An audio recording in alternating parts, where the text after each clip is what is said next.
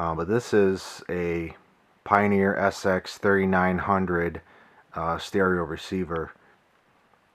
I picked this one up for fairly cheap. It wasn't free, unfortunately, but it was fairly cheap, and it was known by the seller to have some issues, namely some issues with the power supply in it, as well as the audio amp section. The power amp section had some blown transistors and other things that were known. This is rated at 120 watts per channel, and that's a true rating, not some of the inflated ratings that you see today, but that is a true rating.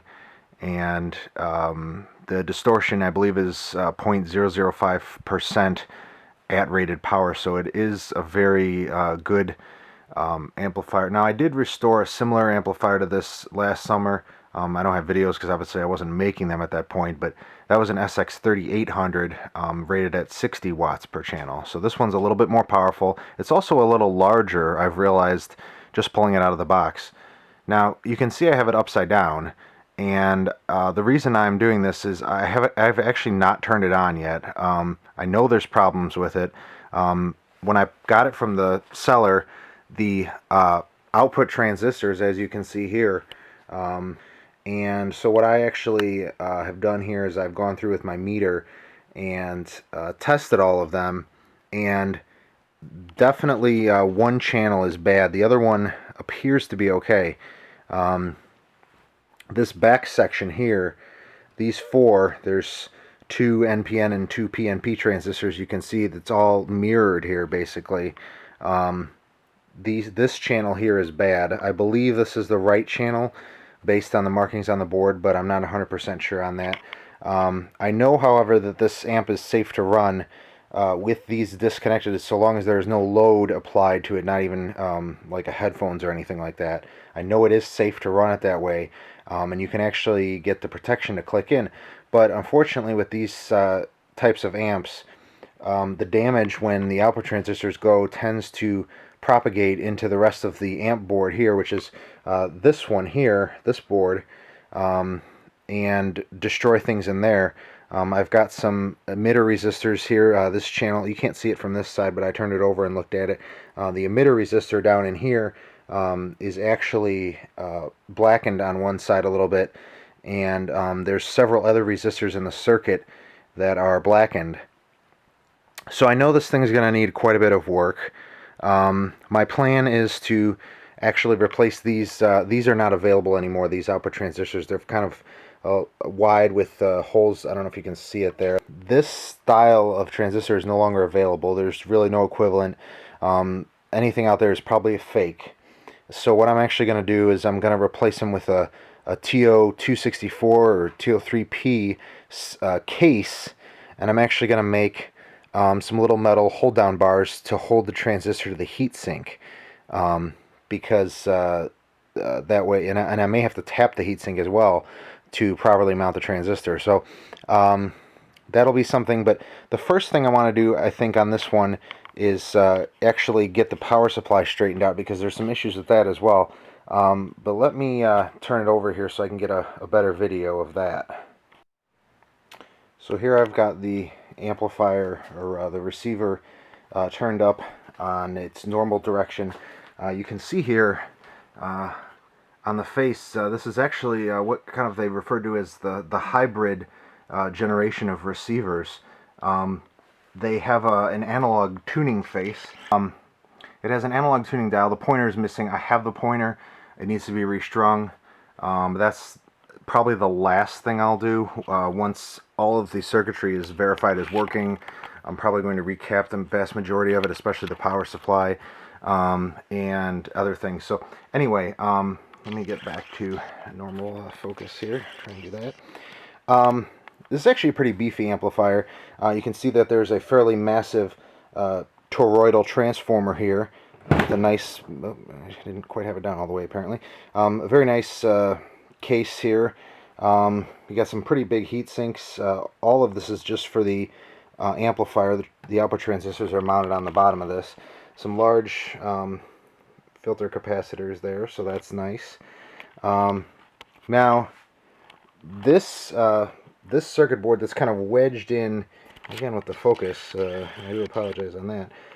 This circuit board that's kind of wedged in here is the power supply board, and I can already visually see that there are some fairly major issues with this board, and there's also some damage to this indicator board that drives these fluorescent displays. You can actually see down here there are some caps that have been overheated and are actually exploding out the top of their casing, and there's a cap on the fluorescent driver board here. This you can see it right here, that it looks like the heat is actually coming up this way, because there's two on the power supply board, and then you've got the one right here that are shedding their casing, and this looks like a heat issue to me.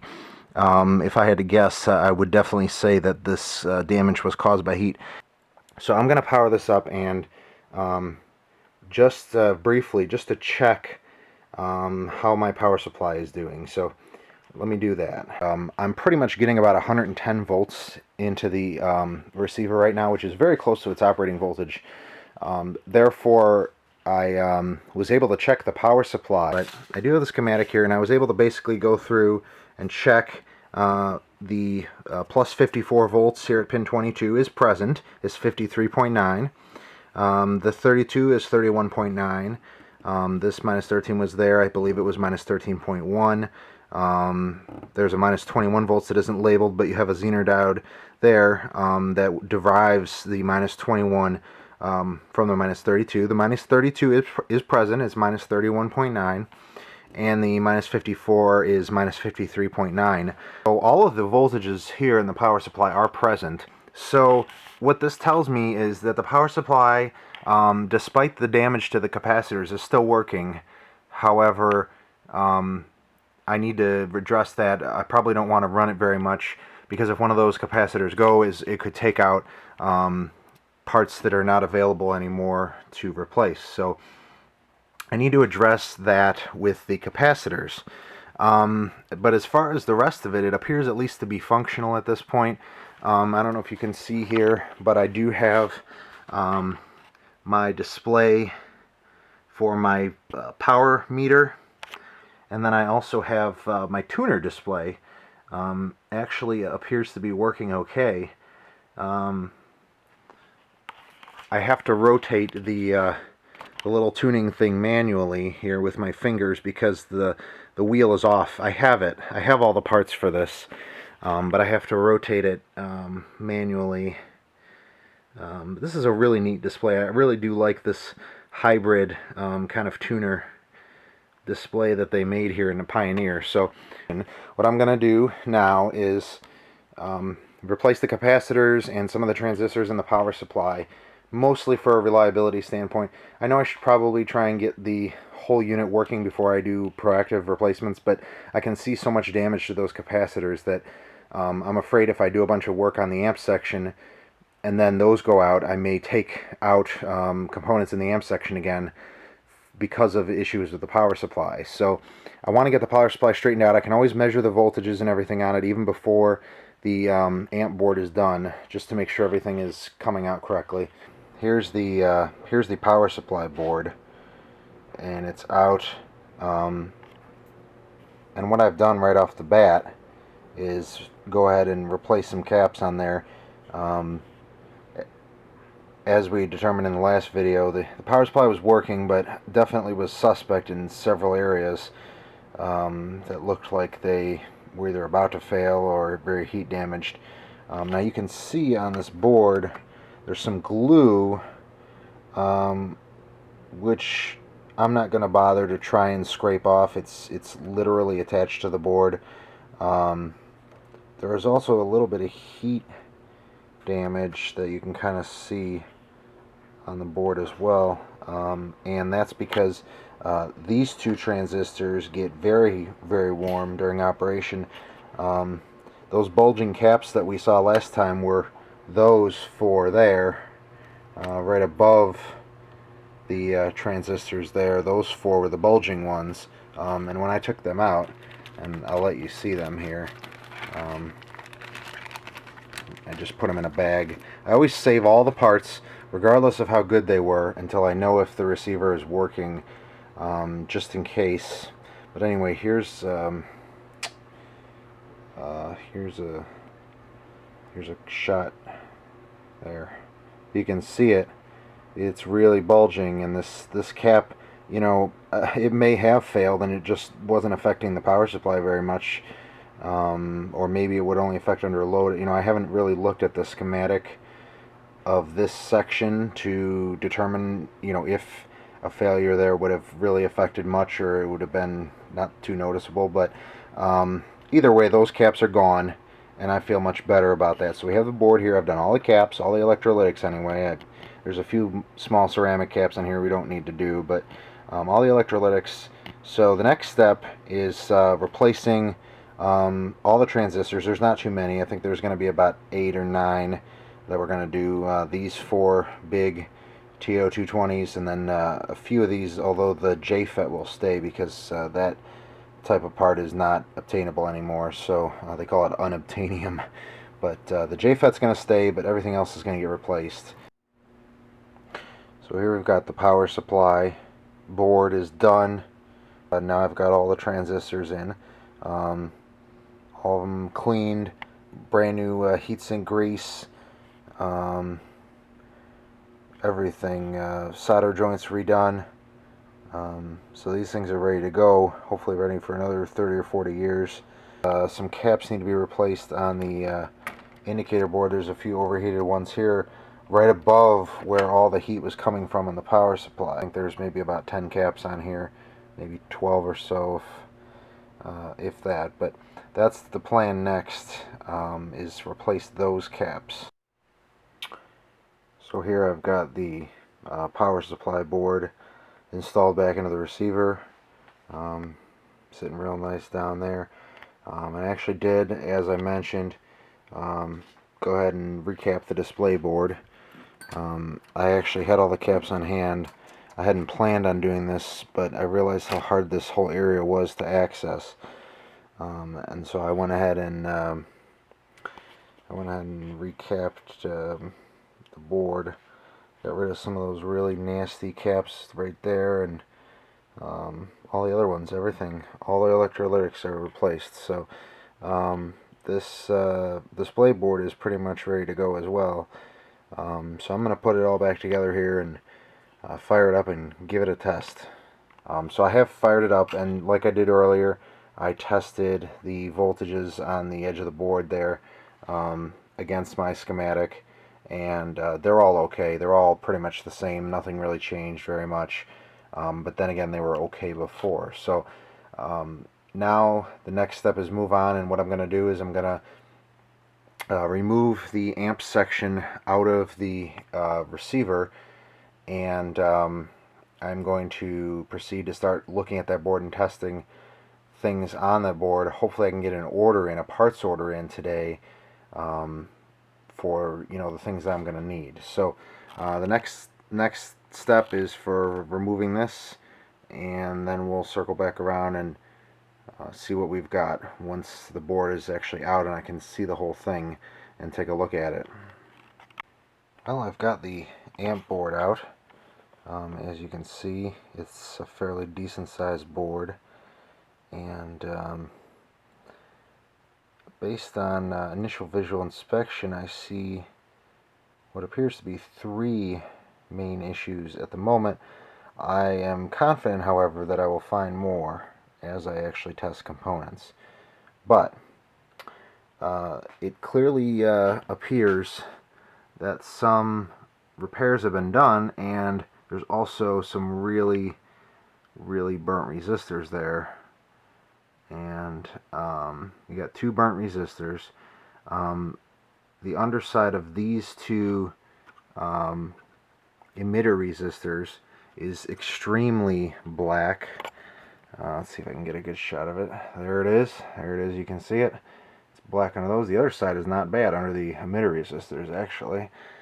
And the other thing, and this is going to be very hard for me to show you. Maybe you can see it there. This green transistor is actually cracked. It's completely split open. which is not good. Now the good news is this relay, which is no longer available, is in good condition, it appears.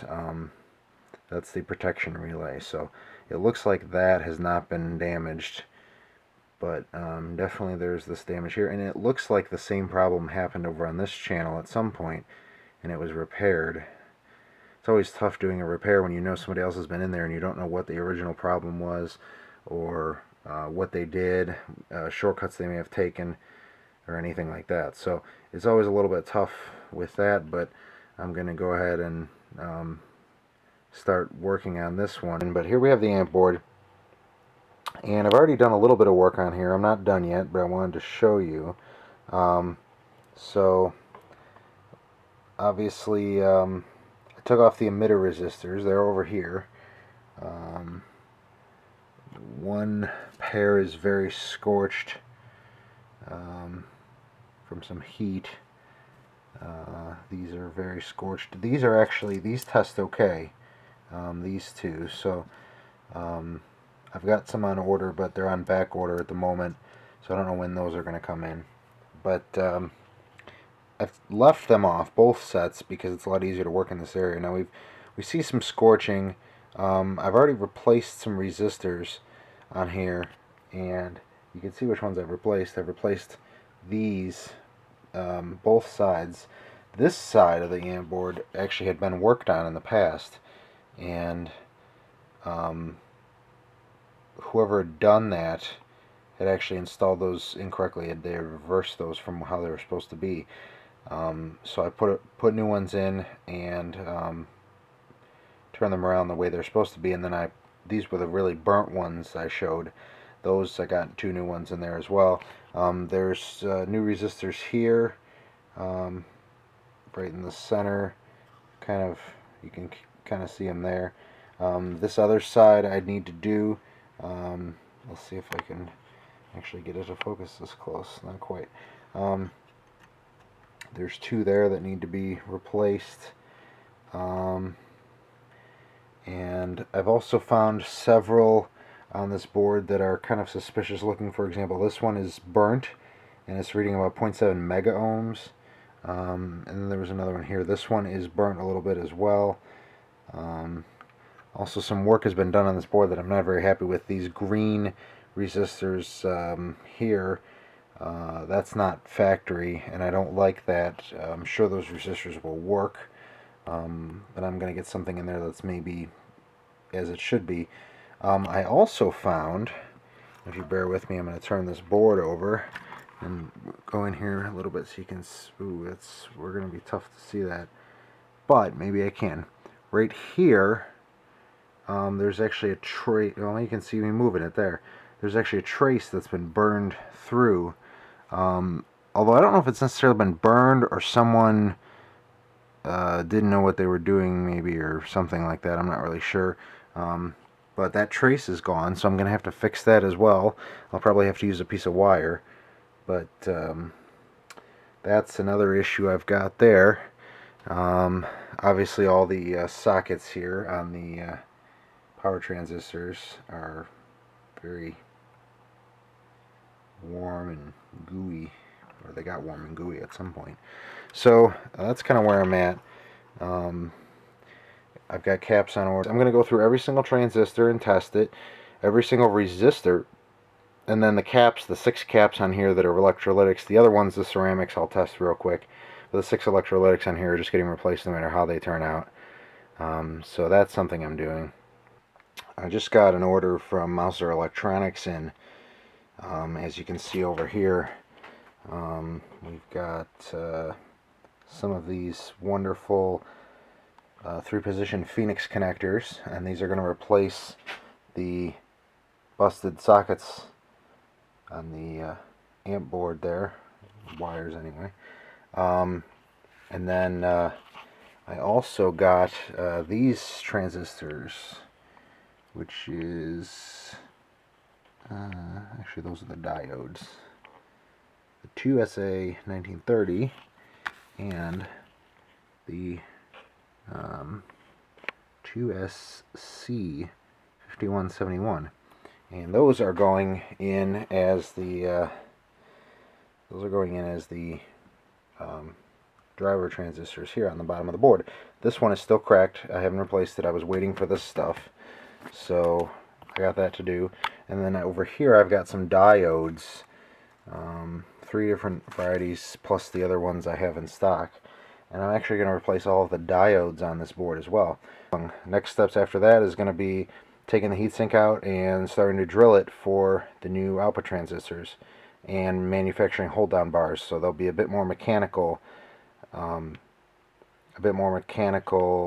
observation and work here with that part of it than there is with this part. So stay tuned.